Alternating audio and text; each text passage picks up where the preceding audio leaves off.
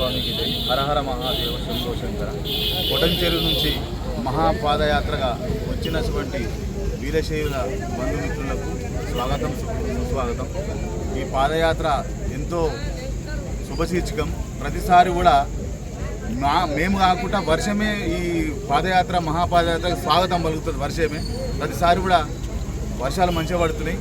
మీ పిల్ల పాపలు పాదయాత్రలో వచ్చిన ప్రతి ఒక్కరి కుటుంబం చల్లగా ఉండాలని, పిల్ల పాపలు చల్లగా ఉండాలని, మీకు ఆరోగ్యాలు వీరభద్రుడు శ్రీశైల బ్రహ్మరామ మల్లికార్జున స్వామి ఆరోగ్యాలు ఇవ్వాలని వేడుకుంటూ అందరికీ వీరభద్ర స్వామి భద్రకాళి సమేత ఆశీస్సులు ఉండాలని 18వ యాత్ర పాదయాత్రగా వచ్చేసి లోక కళ్యాణం కార్యకై ఇచ్చేసిన పాడి పంటలు పండాలని, దేశం బాగుండాలని, రాష్ట్రం బాగుండాలని, అందరూ బాగుండాలనే ఉద్దేశంతో ప్రతి సంవత్సరం 18వ ఏట రావడం జరిగింది. పాదయాత్రకు వచ్చేసిన బంధుమిత్రులకు అందరికీ నా యొక్క నమస్కారాలు తెలియజేస్తూ స్వాగతం, సుస్వాగతం.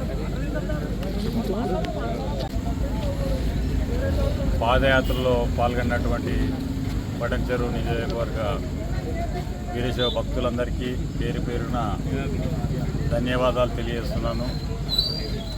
18వ పాదయాత్ర మహాపాదయాత్ర పురస్కరించుకొని ఈరోజు మార్నింగ్ నుంచి సుమారు 1 గంట క్రితం వరకు ఎండాకాలం ఎలా ఉందో అలా ఉండేది.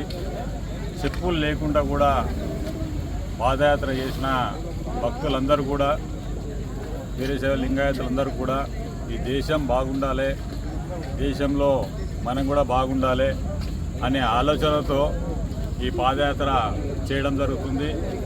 ఆ పాదయాత్రకు పాల్గొన్న వారి కుటుంబాలందరికీ కూడా వీరభద్ర స్వామి సమేత భద్రకాళి మాత ఆశీస్సులు వాళ్లకు ఎల్లవేళలో ఉండాలని చెప్పేసి ఆ భగవంతుని ప్రార్థిస్తూ ముగిస్తున్నాను. జై హింద్, జై.